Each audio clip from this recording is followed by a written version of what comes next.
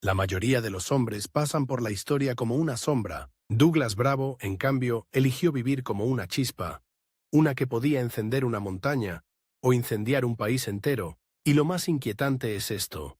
Su guerra empezó cuando todavía era casi un muchacho y nunca terminó del todo. Mientras otros buscaban un cargo, él buscó un enemigo. Mientras otros pedían permiso, él aprendió a moverse en la oscuridad, y desde el principio tuvo un reloj corriendo en contra. En la Venezuela de su juventud, un nombre en una lista podía significar que no verías el amanecer. Nació el 15 de mayo de 1932 en Cabure, estado Falcón. Cabure no era un lugar para soñar con grandeza. Era un paisaje áspero, de tierra dura y horizontes que parecían no prometer nada, pero precisamente ahí se forjan ciertos temperamentos.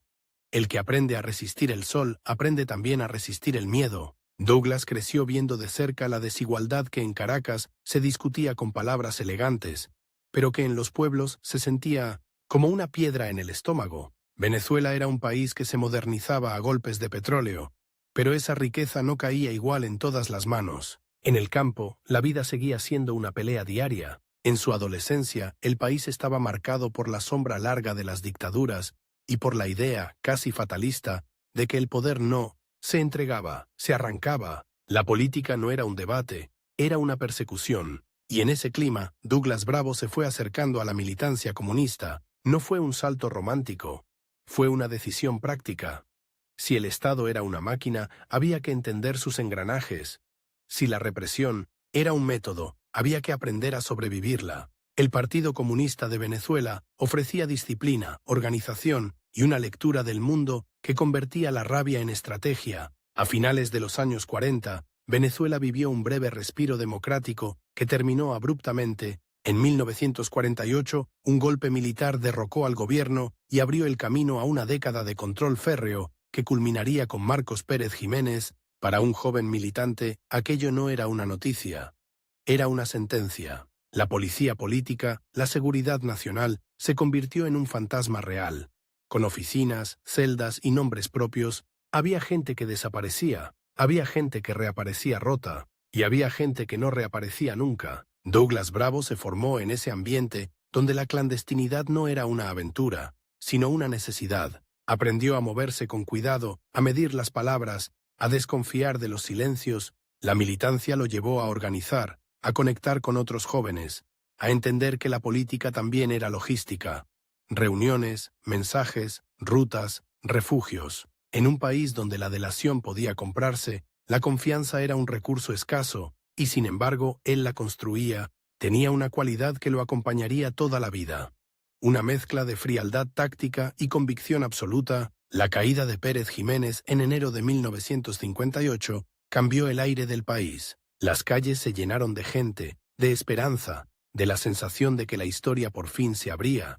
Para muchos, ese fue el final de la pesadilla. Para Douglas fue el inicio de otra, porque la pregunta no era solo quién se iba, sino qué sistema quedaba en pie. La democracia naciente prometía elecciones, partidos, instituciones, pero también nacía con pactos, con límites, con una guerra fría que convertía a América Latina en tablero de ajedrez. Y en ese tablero, el comunismo era visto como una amenaza que debía ser contenida. Douglas Bravo entró de lleno en la política revolucionaria en un momento en que el mundo ardía de ejemplos. La Revolución cubana triunfó en 1959 y su impacto fue como un relámpago sobre toda la región. De pronto, la idea de que un grupo armado podía derrotar a un ejército y cambiar un país dejó de ser teoría, se volvió posibilidad.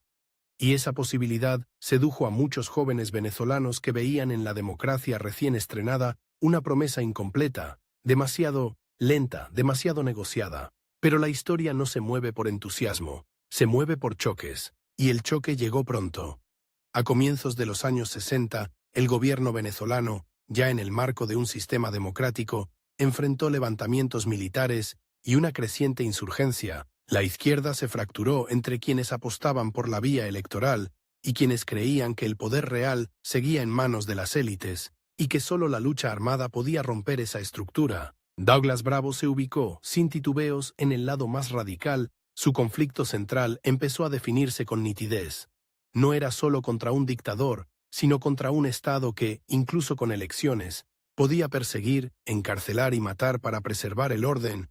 En esos años, su nombre comenzó a asociarse con la organización guerrillera, se convirtió en uno de los cuadros más importantes del movimiento insurgente vinculado al Partido Comunista, y más tarde a las Fuerzas Armadas de Liberación Nacional. No era un guerrillero de postal, era un organizador, un hombre de estructura, alguien que entendía que una guerrilla no se sostiene solo con valentía, sino con disciplina, abastecimiento, inteligencia y una narrativa capaz de reclutar y resistir. La Venezuela de entonces era un país partido en dos velocidades. Ciudades que crecían con autopistas y edificios, y zonas rurales, donde la pobreza seguía siendo un paisaje. La guerrilla intentó convertir esas montañas y esos caminos en territorio político, y Douglas Bravo se movía entre ambos mundos. El de la teoría y el de la tierra, el de la consigna y el del barro. En la montaña el tiempo se mide distinto. Por patrullas, por lluvias, por el sonido de un helicóptero a lo lejos. Cada día podía ser el último, y esa era la presión constante. Vivir con la certeza de que el margen de error era cero. La represión se intensificó. El Estado venezolano, con apoyo y asesoría en técnicas contrainsurgentes propias de la época, buscó desarticular a los grupos armados. Hubo capturas, enfrentamientos, infiltraciones. La clandestinidad se volvió más dura, más paranoica, y en ese clima, Douglas Bravo fue consolidando una reputación de hombre difícil de quebrar, no porque fuera invulnerable, sino porque parecía aceptar el riesgo como parte natural de su camino. Para él, la política no era un espacio de comodidad, era un campo de batalla. Pero incluso dentro de la izquierda, la unidad era frágil. Las discusiones sobre estrategia, elecciones o fusiles, ciudad o campo, partido o foco, no eran debates académicos.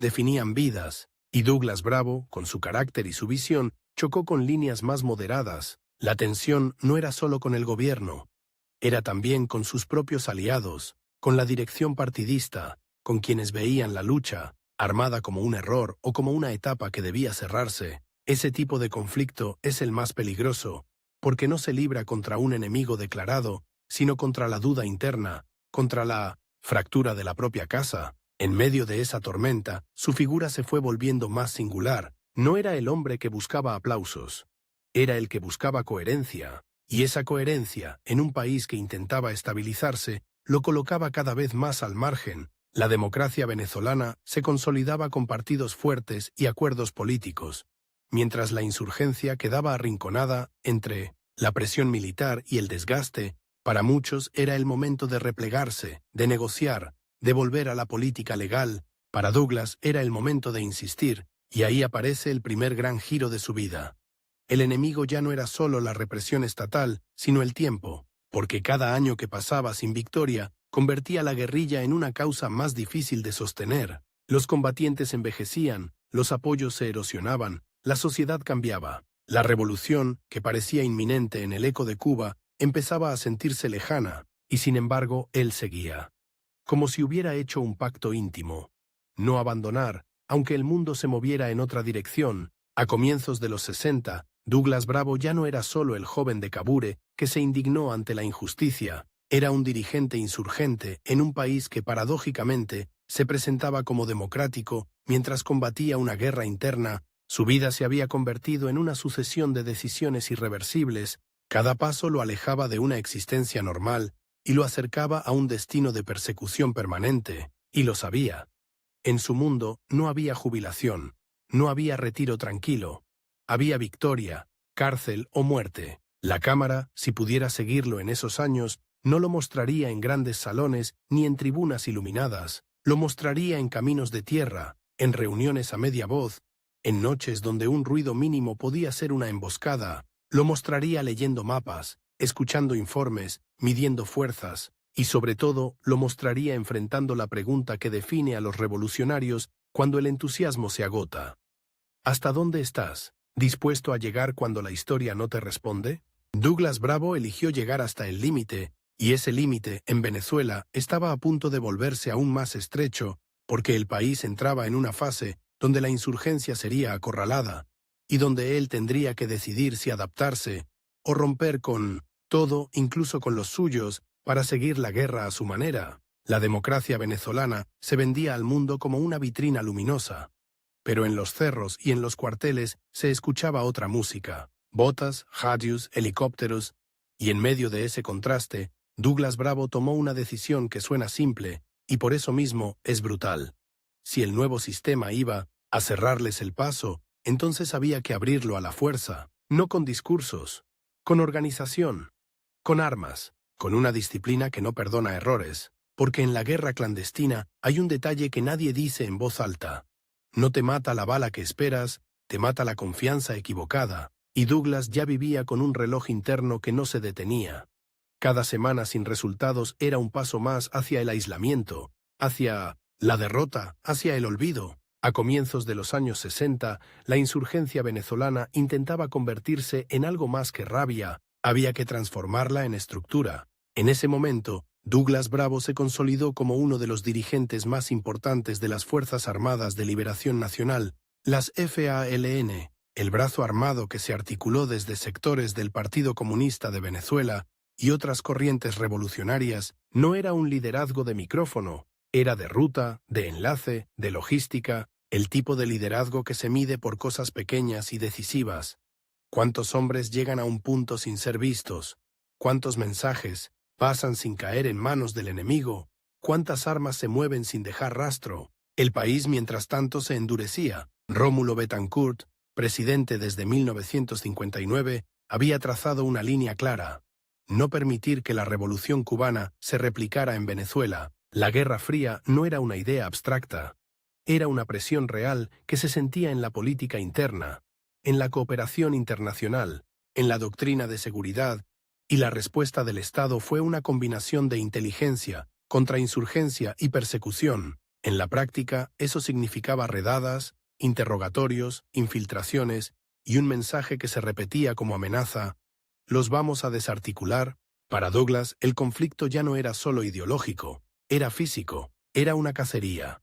En 1962, el país se sacudió con levantamientos militares que mostraron que la fractura no estaba solo en la montaña. El Carupanazo y el Porteñazo, sublevaciones en Carúpano y Puerto Cabello, dejaron muertos, heridos y una sensación de que Venezuela podía incendiarse desde adentro. La insurgencia veía en esos hechos una señal. El Estado no era monolítico, había grietas, pero el gobierno también aprendió. Si había grietas, había que sellarlas con fuerza, y esa fuerza se tradujo en más control, más vigilancia, más operaciones. Douglas Bravo se movía en ese tablero como alguien que entiende que la política es, también, geografía. La montaña no era un símbolo romántico, era refugio, era escuela, era trampa. Allí el hambre enseña rápido, allí una lluvia puede borrar huellas, o convertir un camino en un pantano que te deja expuesto. Allí el sonido de un motor a lo lejos te cambia el pulso, y allí, sobre todo, el tiempo se vuelve un enemigo silencioso. Si no creces, te encoges, si no avanzas, te extingues. Pero el golpe más peligroso no vino solo desde el Estado, vino desde adentro. Porque la izquierda venezolana, como tantas izquierdas de la época, estaba atravesada por una pregunta que partía familias políticas: ¿la lucha armada era el camino o era un callejón sin salida? La dirección del Partido Comunista empezó a sentir el peso del desgaste, la presión social, la represión y también el cálculo. La democracia venezolana, con sus partidos fuertes y su legitimidad internacional, no era una dictadura clásica, era un adversario más complejo, y en esa complejidad la guerrilla podía quedar aislada. Douglas Bravo no era un hombre de medias tintas. Su carácter, su lectura del momento, su convicción, lo empujaban a insistir, y esa insistencia lo llevó al choque frontal con la línea partidista. No era una discusión de café, era una disputa por el sentido de la revolución. En la práctica, significaba decidir si se bajaban las armas o se redoblaba la apuesta. Y cuando una organización clandestina se divide, la división no es solo política, es operativa. Se rompen cadenas de mando, se rompen redes de apoyo, se rompen confianzas, y en clandestinidad, una confianza rota puede ser una sentencia de muerte. El giro se volvió irreversible en 1965, cuando Douglas Bravo rompió con el Partido Comunista de Venezuela. Esa ruptura no fue un simple cambio de siglas, fue un terremoto, porque implicaba quedarse sin el paraguas de una estructura histórica, sin parte de sus recursos, sin parte de sus cuadros, y con un enemigo doble: el Estado por un lado y la incomprensión, cuando no la hostilidad, de antiguos compañeros por el otro. En ese punto, el conflicto central de su vida se afiló como una navaja.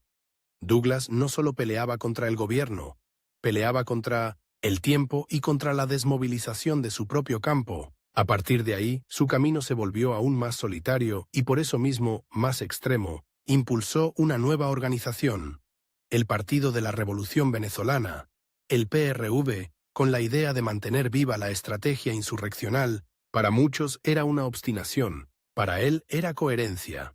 Y la coherencia, en su caso, tenía un precio.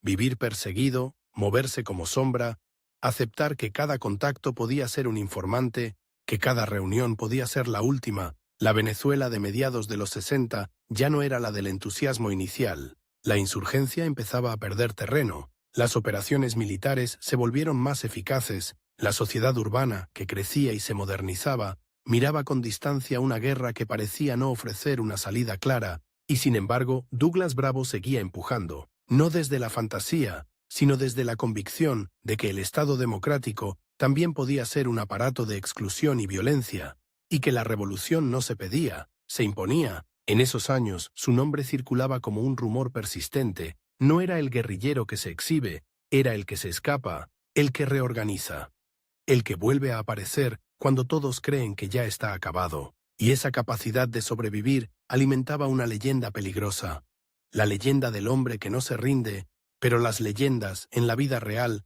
se sostienen con cuerpos cansados, con noches sin dormir, con decisiones que te persiguen. El Estado, por su parte, también tenía su propio reloj. Cada año que la guerrilla seguía activa era una herida para la imagen de estabilidad, y por eso la presión no bajó. Cambiaron gobiernos. Raúl Leoni asumió en 1964.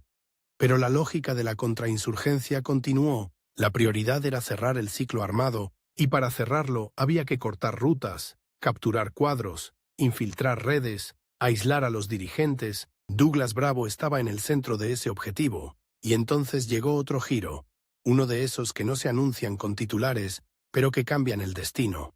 La revolución latinoamericana, que parecía una ola imparable, empezó a chocar contra muros. En distintos países, los focos guerrilleros eran derrotados o quedaban reducidos. La muerte de Ernesto Che Guevara en Bolivia en 1967 fue un golpe simbólico que atravesó el continente como un disparo. Para muchos militantes fue una señal de que el camino era más difícil de lo que se había creído. Para Douglas fue una advertencia. El tiempo se estaba acabando. No el tiempo biológico, sino el tiempo histórico. El momento en que una sociedad está dispuesta a seguirte a la guerra no dura para siempre. Y aún así, él no se detuvo. Su apuesta era mantener una línea insurreccional propia, sin someterse a lo que consideraba concesiones. Esa postura lo convirtió en una figura incómoda, demasiado radical para la política legal, demasiado independiente para ciertas ortodoxias, demasiado persistente para un Estado que quería cerrar el capítulo. En ese punto, su vida ya estaba marcada por una paradoja. Cuanto más se estrechaba el margen de la guerrilla, más se endurecía su determinación. La tensión crecía porque el país, mientras tanto, se reordenaba. Los partidos del sistema democrático consolidaban su poder. Las instituciones ganaban estabilidad relativa y la insurgencia quedaba cada vez más arrinconada. Douglas Bravo veía ese proceso como una normalización que dejaba intactas estructuras profundas. Sus adversarios lo veían como un residuo de una guerra que debía terminar, y en medio de esas dos miradas, él seguía moviéndose con la lógica del clandestino. No pedir permiso, no esperar aplausos, no confiar en promesas. Había, además, un límite personal que lo perseguía como una sombra. La posibilidad real de caer preso o morir en un operativo no era una metáfora, era una probabilidad diaria. En su mundo, el error no se corregía con una disculpa. Se pagaba con sangre, y esa presión constante moldeó su forma de actuar. Más hermético, más desconfiado, más concentrado en la supervivencia de la organización que en la simpatía pública. Hacia finales de los 60, la insurgencia venezolana ya no era el gran fantasma que había sido al inicio de la década. Estaba golpeada, fragmentada, desgastada. Muchos optaron por reinsertarse en la política legal, otros abandonaron. Douglas Bravo, en cambio, se aferró a la idea de que rendirse era aceptar que la historia la escribieran los vencedores de siempre. Esa decisión lo empujó a un terreno donde cada paso era más difícil.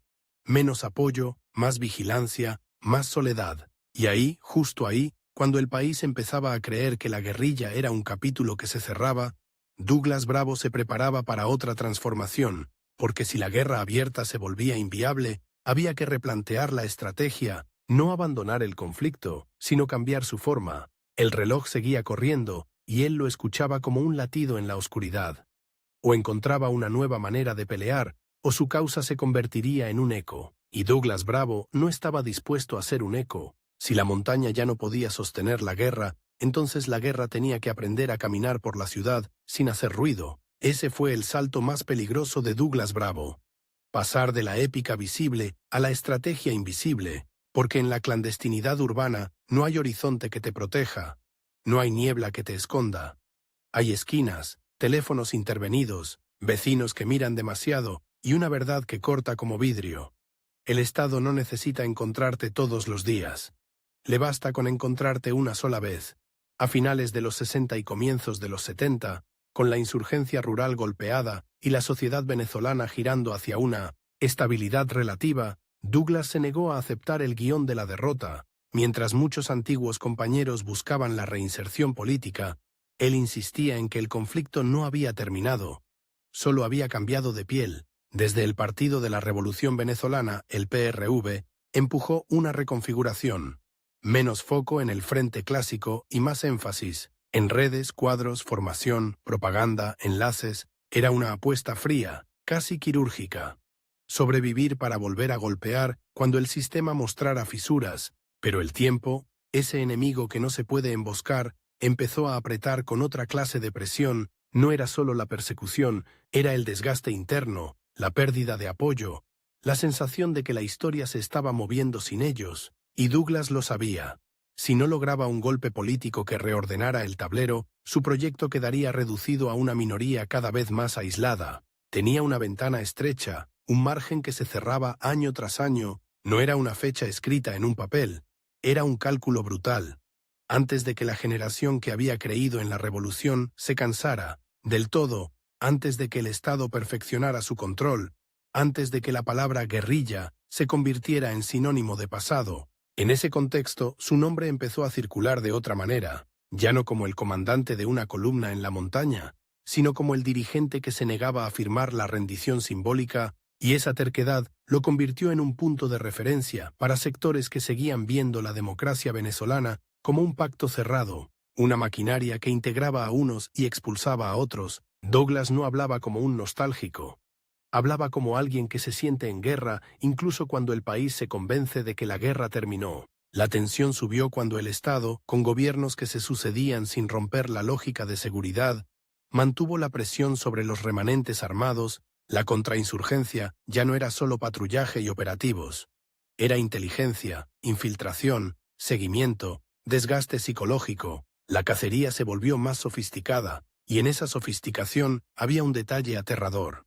El enemigo podía estar en tu propia mesa, un enlace que cae, un mensaje interceptado, una cita que se adelanta 5 minutos, y la trampa se cierra sin disparar un solo tiro. Douglas respondió con más hermetismo, se volvió aún más desconfiado, más selectivo, más obsesionado con la disciplina. Para algunos eso era paranoia, para él era supervivencia, porque en su mundo el error no era una anécdota, era un cadáver, y esa lógica endureció su liderazgo. No era el dirigente que buscaba consenso, era el que exigía coherencia, y la coherencia, en una organización clandestina, se mide con hechos. ¿Quién se queda cuando todo se derrumba? ¿Quién sostiene la línea cuando la mayoría se va? En los años 70, Venezuela vivió el boom petrolero y una modernización que, desde afuera, parecía promesa de futuro, pero Douglas miraba ese brillo con sospecha. Veía riqueza concentrada, dependencia, un Estado que se fortalecía con dinero y legitimidad. Para él, el petróleo no era solo economía, era un anestésico político, y esa lectura lo empujó a insistir en que la estabilidad era frágil, que el sistema podía parecer sólido mientras por debajo acumulaba tensiones. Su estrategia entonces se volvió una especie de espera activa. Mantener organización, mantener cuadros, mantener la idea viva, como una brasa que no se apaga aunque no haya incendio. Y ahí llegó uno de los giros más inesperados de su trayectoria. Douglas Bravo, el hombre que había combatido a gobiernos civiles y había roto con su propio partido por no abandonar las armas, empezó a mirar con atención el mundo militar como escenario decisivo. No era una contradicción para él, era una conclusión. Si el Estado se sostenía también en los cuarteles, entonces el cambio, pensaba, no podía ignorarlos. Esa obsesión por la dimensión militar no era nueva. Venía desde los alzamientos de 1962, desde la idea de que había grietas internas, pero ahora se convertía en eje estratégico. Entender, influir, conectar, esa línea lo llevó a moverse en un terreno donde el riesgo era doble, porque acercarse a militares no era solo peligroso por la represión, era peligroso por la posibilidad de ser usado, traicionado, vendido. En ese juego, Douglas no podía permitirse ingenuidad, y sin embargo, insistió. Su conflicto central ya no era únicamente contra el gobierno de turno, era contra la inercia histórica, contra la capacidad del sistema de absorber crisis y seguir igual. Él buscaba un quiebre real y sabía que el reloj seguía corriendo. Mientras tanto, su figura se volvía cada vez más polémica incluso dentro de la izquierda. Para unos era un símbolo de consecuencia, para otros era la prueba de una obstinación que no entendía el cambio de época. Y esa disputa no era teórica, definía alianzas, rompía puentes, cerraba puertas. Douglas quedó muchas veces en una posición incómoda. Demasiado radical para la política legal, demasiado independiente para las ortodoxias, demasiado marcado por la clandestinidad para ser aceptado sin reservas. Era como si cargara una marca invisible, la de alguien que no se adaptó al final de la guerra, sino que decidió prolongarla en otra forma. En los 80, con América Latina atravesada por dictaduras, guerras internas y transiciones, Venezuela parecía una excepción. Pero esa excepción también tenía sombras. Desigualdad persistente, corrupción, desencanto creciente. Douglas observaba ese desgaste como quien escucha un edificio crujir por dentro, y su discurso se alimentó de esa grieta. La democracia, decía en esencia, podía votar cada cierto tiempo, y aún así, mantener intactas estructuras de poder. Su insistencia era incómoda, porque apuntaba a una herida que muchos preferían tapar con prosperidad aparente. El punto de máxima tensión llegó cuando el país, ya entrados los 90, empezó a mostrar señales de ruptura abierta. El Caracazo de 1989, esa explosión social con muertos en las calles, saqueos, represión, fue una imagen que parecía sacada de una pesadilla. Una ciudad ardiendo, cuerpos en el asfalto, un Estado disparando contra su propia gente. Para Douglas aquello no fue una sorpresa. Fue una confirmación brutal. La estabilidad tenía un precio, y el precio se estaba cobrando con sangre. Y en ese escenario, su vieja idea de que el sistema podía quebrarse dejó de sonar como delirio para convertirse en posibilidad. Entonces ocurrió el giro que reordenó su biografía ante los ojos del país. En 1992, un grupo de militares encabezado por Hugo Chávez intentó un golpe de Estado, fracasó, pero dejó una frase que se clavó en la memoria colectiva. Por ahora.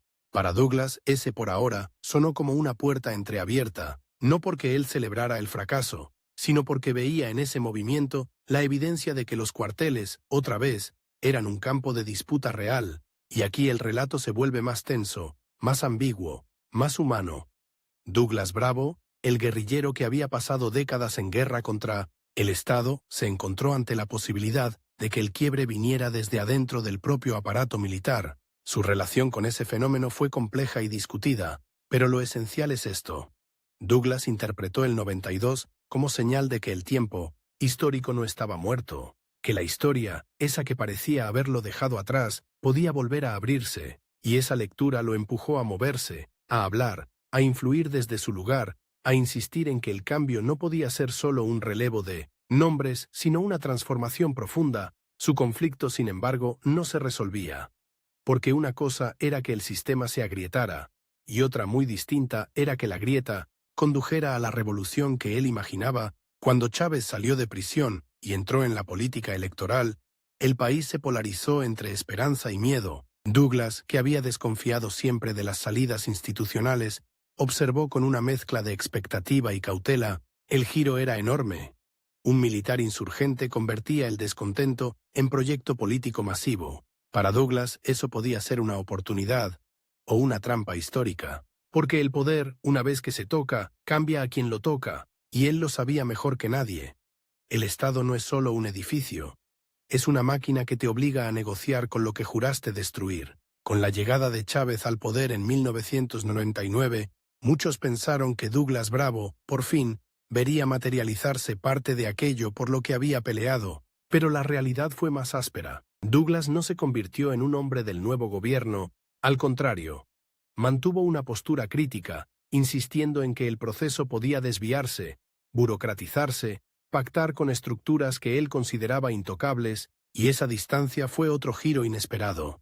El viejo guerrillero no se alineó automáticamente con el nuevo poder que decía hablar en nombre del pueblo. Ahí el reloj volvió a sonar con fuerza, porque Douglas ya no era el joven que podía perderse en la montaña, era un hombre que cargaba décadas de clandestinidad, persecución, rupturas, derrotas parciales y sobrevivencias improbables. Su límite ya no era solo político, era biológico. El tiempo personal empezaba a imponerse, y aún así siguió hablando, escribiendo, interviniendo, como si todavía estuviera en medio de una operación, como si cada año fuera una última oportunidad de empujar la historia hacia el lugar que él creía correcto. La tensión de esta etapa no está en una batalla con fusiles, sino en una batalla con el sentido. Douglas Bravo había dedicado su vida a una idea de revolución que exigía ruptura total, y ahora veía un país que cambiaba de lenguaje, de símbolos, de liderazgo, pero que, según su mirada, podía repetir viejos patrones bajo nuevas banderas. Ese fue su combate más difícil.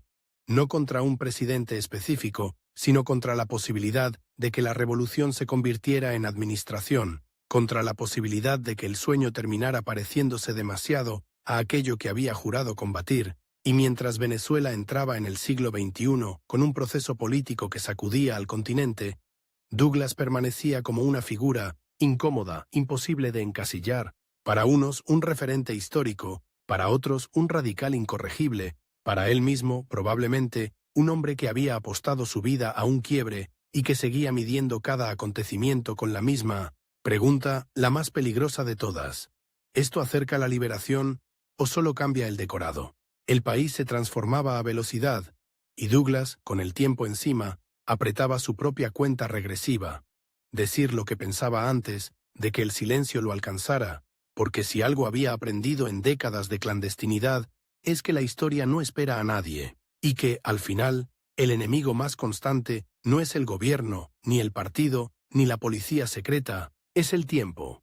Y el tiempo, a diferencia de cualquier adversario, siempre gana si te quedas quieto. Hay una imagen que persigue a Douglas Bravo en sus últimos años. No la del guerrillero con fusil, ni la del conspirador que se mueve entre sombras, sino la de un hombre mayor, de voz firme, sentado frente a papeles y grabadoras, como si cada frase fuera un disparo, que todavía podía cambiar el rumbo, porque cuando el cuerpo empieza a fallar, la clandestinidad se vuelve otra. Ya no es esconderse de la policía, es esconderse del olvido. Y Douglas entendió algo brutal. La muerte no llega de golpe, llega como un cierre de puertas, una a una. Y él tenía prisa, tenía una cuenta regresiva íntima, silenciosa, implacable. Decirlo todo antes de que el tiempo le apagara la lengua. El giro más incómodo de su biografía se consolidó en el siglo XXI. Douglas Bravo, el hombre que había apostado por la ruptura total, se convirtió en uno de los críticos más persistentes del poder que decía encarnar esa ruptura. No era una crítica tibia ni diplomática, era una crítica de guerra, hecha con el vocabulario de quien no cree en maquillajes. Para muchos, aquello era traición a la revolución bolivariana. Para otros, era coherencia pura. El mismo Douglas que se enfrentó a Betancourt, a Leoni, a Caldera, no iba a callarse ante nadie solo, porque usara boina roja o hablara de socialismo. Su conflicto real, el que lo acompañó hasta el final, no fue con un presidente específico. Fue con la maquinaria del Estado, esa máquina que, según él, devora procesos, domestica rebeldías y convierte la épica en administración. En entrevistas, cartas y pronunciamientos, Douglas insistía en una idea que sonaba como advertencia y como sentencia.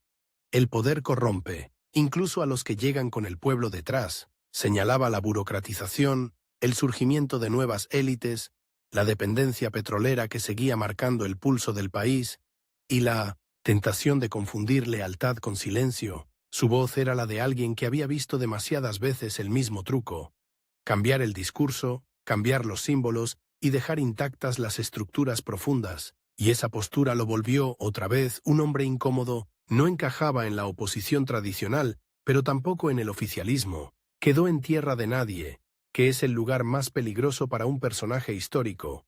Ahí donde nadie te protege y todos te usan. La tensión creció, porque el país también entró en una espiral. La polarización se volvió un clima permanente, como una tormenta que no termina, y Douglas, que había vivido persecuciones y clandestinidad, observaba cómo la política venezolana se endurecía, cómo el lenguaje se llenaba de enemigos internos, cómo la desconfianza se convertía en método. Él conocía ese terreno. Sabía que cuando la política se militariza en el habla, la violencia empieza a parecer normal, y aún así, no se alineó con quienes pedían mano dura desde el otro lado. Su crítica no era un pase de factura para favorecer a adversarios históricos. Era un intento de sostener una línea propia, una línea que lo dejaba cada vez más solo. En esa soledad apareció otro giro. Douglas Bravo empezó a ser más citado como memoria que como actor. Su nombre circulaba en debates, en documentales, en discusiones sobre la guerrilla de los 60, sobre el Caracazo, sobre el 4 de febrero, pero él no quería ser estampita, no quería ser un capítulo cerrado, y por eso hablaba con una urgencia casi física, como si estuviera peleando contra una operación de borrado, porque la historia, cuando se vuelve propaganda, hace algo perverso. Toma a los rebeldes y los convierte en decoración, los vuelve antecedentes, raíces, inspiración, palabras bonitas que no comprometen a nadie. Douglas se resistía a ese destino, prefería ser polémico antes que ser inofensivo. Su vida cotidiana, lejos de la montaña y de los frentes armados, no fue la de un jubilado de la revolución, fue la de un hombre que seguía pensando en términos de estrategia, de correlación de fuerzas, de traiciones posibles. Quienes lo trataron en esos años describen a alguien austero, disciplinado, con una memoria afilada y una desconfianza que nunca se apagó del todo. No era pose, era el residuo de décadas en las que un error podía costar vidas, y aunque el país ya no era el mismo, él seguía midiendo el mundo con el mismo instrumento. ¿Quién manda realmente? ¿Quién se beneficia? ¿Quién paga el precio? A medida que avanzaban los años 2000 y luego la década de 2010, Venezuela entró en una crisis cada vez más visible. Escasez, inflación, migración masiva, fracturas institucionales, violencia cotidiana. La imagen era dura, casi cinematográfica. Anaqueles vacíos, colas interminables, hospitales sin insumos, familias despidiéndose en terminales y aeropuertos con una maleta como único futuro. Para Douglas, aquello era una tragedia nacional, pero también una confirmación amarga de su tesis.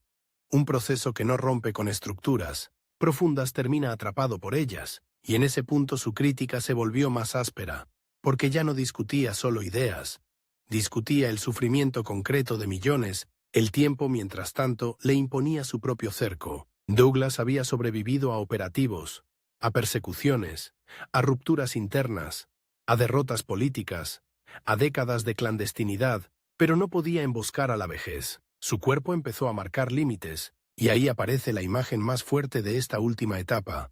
El guerrillero que había vivido con la muerte cerca, ahora tenía que negociar, con una muerte lenta, sin épica, sin combate, sin disparos, una muerte que no te convierte en mártir, sino en paciente. Y para alguien como Douglas, eso era casi una humillación existencial. No poder correr, no poder moverse, no poder controlar el terreno. Sin embargo, incluso en ese desgaste, mantuvo algo intacto: la necesidad de dejar una versión propia de su historia, porque Douglas Bravo sabía que su biografía era un campo de batalla. Unos lo pintarían como héroe romántico, otros como obstinado irresponsable, otros como pieza útil para justificar relatos ajenos. Él intentó, hasta donde pudo, fijar coordenadas, explicar por qué rompió con el Partido Comunista, por qué insistió en la lucha armada cuando muchos se replegaron, por qué desconfiaba de los pactos, por qué veía en los cuarteles un eje decisivo, por qué no se subordinó al chavismo. No pedía que todos estuvieran de acuerdo, pedía algo más raro: que lo entendieran en su complejidad, sin caricaturas. Y entonces llega el tramo final, el más silencioso y por eso mismo el más inquietante. En los últimos años, mientras el país se desangraba en una crisis prolongada, Douglas se fue apagando lejos del centro del ruido mediático. No hubo un gran escenario. No hubo una última aparición triunfal. Hubo, más bien, la sensación de que se iba un testigo incómodo de casi todo. De la guerrilla, de la contrainsurgencia, de las fracturas, de la izquierda, de los sueños y de las decepciones. Un hombre que había vivido lo suficiente como para ver cómo sus enemigos cambiaban de nombre, cómo sus aliados se volvían adversarios, cómo las palabras revolución y democracia se usaban para justificar cosas opuestas. Douglas Bravo murió el 5 de junio de 2021, y la noticia, en un país saturado de tragedias, pasó para muchos como un titular más. Pero si uno se detiene, la escena es fuerte. Se muere uno de los últimos comandantes guerrilleros de aquella generación. Un hombre que atravesó casi un siglo venezolano con la misma obsesión. La idea de que la historia no se mendiga, se arranca. Su muerte no cerró un debate. Lo dejó abierto, como una herida que no cicatriza porque toca preguntas que siguen vivas. ¿Cuándo una rebelión se vuelve poder? ¿Cuándo el poder se vuelve traición? ¿Qué se salva y qué se pierde cuando se intenta cambiar un país? Su legado no es cómodo. No cabe en una estatua limpia. Douglas Bravo deja una herencia de contradicciones y de coherencias, de valentía y de dureza, de lucidez y de apuestas que muchos consideran equivocadas. Deja sobre todo una lección que incomoda a cualquier bando, que la historia no premia las intenciones, premia los resultados, y que aún así hay personas que prefieren perder con su verdad antes que ganar con una mentira. Para algunos eso es fanatismo, para otros es integridad. En el caso de Douglas fue destino, y quizá el último giro, el contraste que explica por qué su vida sigue siendo material inflamable, es este. Douglas Bravo pasó décadas intentando tumbar un sistema, y terminó peleando, hasta el final, contra algo más difícil de derribar que cualquier gobierno.